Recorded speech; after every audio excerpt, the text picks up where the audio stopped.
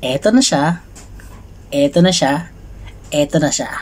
Si Aerox version 2 ng 2023 model, matte gray and black.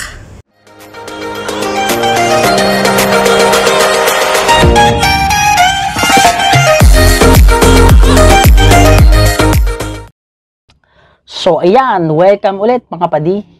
So ang pag-uusapan natin ngayon ay ano ba ang pipiliin kong motor kapag bumuli ako ngayong araw na to? Una ko pinuntahan yung malalapit muna na kasa.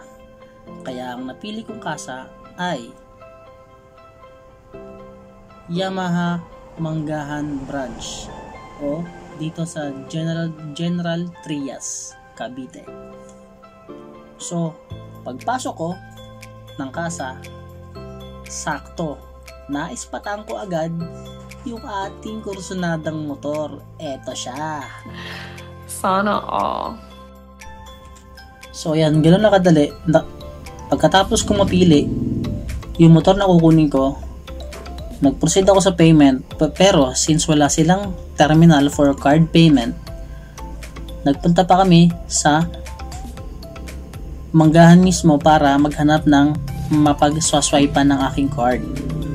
Okay, para hindi na tayo gumamit ng cash, konti na lang, para hindi na tayo mag-withdraw kasi merong laging limit kapag mag-withdraw tayo sa mga ATM machine. So ayan, humanap kami rito na pag-swipe ng aking card para pandagdag sa aking dalang cash at makukuha natin yung motor ngayong araw na to mismo. So ito na kami. So sinamahan din ako ni kuya, yung sales assistant nila, para i-swipe yung aking card.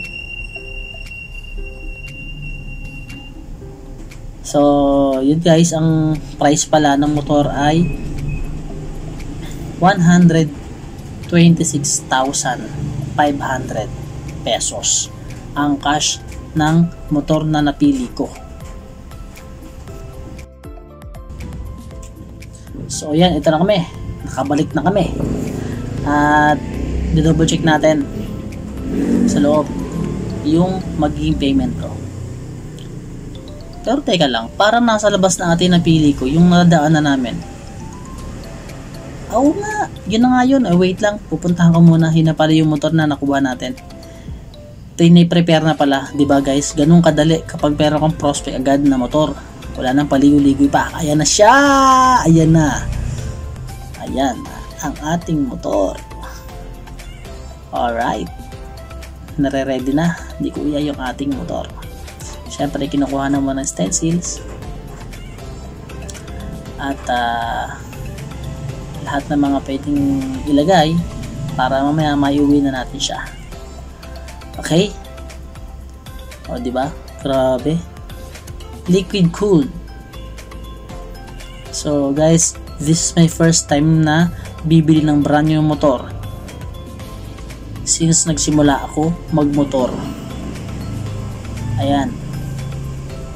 So ayan, I'm so excited.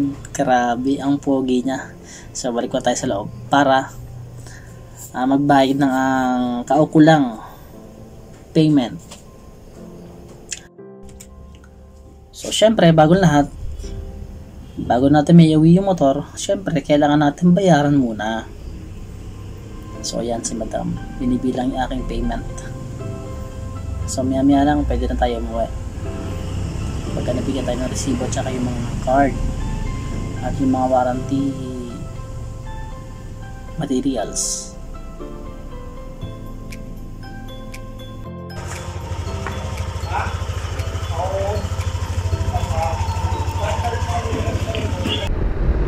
So ayan, check natin ngayon yung ating Aerox version 2 2023 model. Grabe, napaka smooth nya guys. Ito na siya ngayon, yung kinuha natin. Ilalabas na natin sa kasa. So cash po natin na kuha to, kanina lang. So far mabilis naman yung process.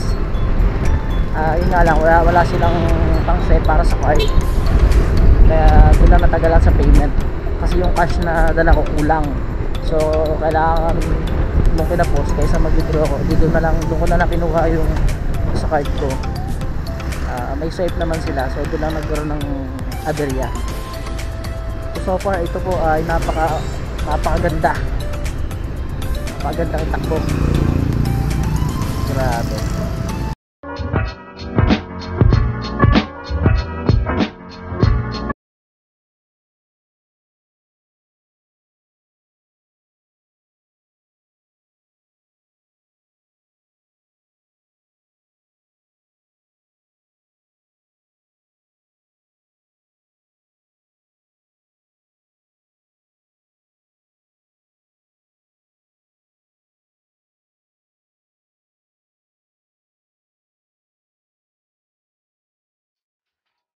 So ayan mga padino, nakita nyo na yung motor na nakuha natin.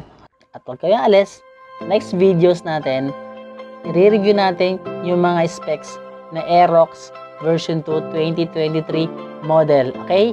So huwag nyo kalimutan i-hit yung notification bell button at paki-subscribe na rin para sa mga next videos natin ilalabas, mapanood ninyo.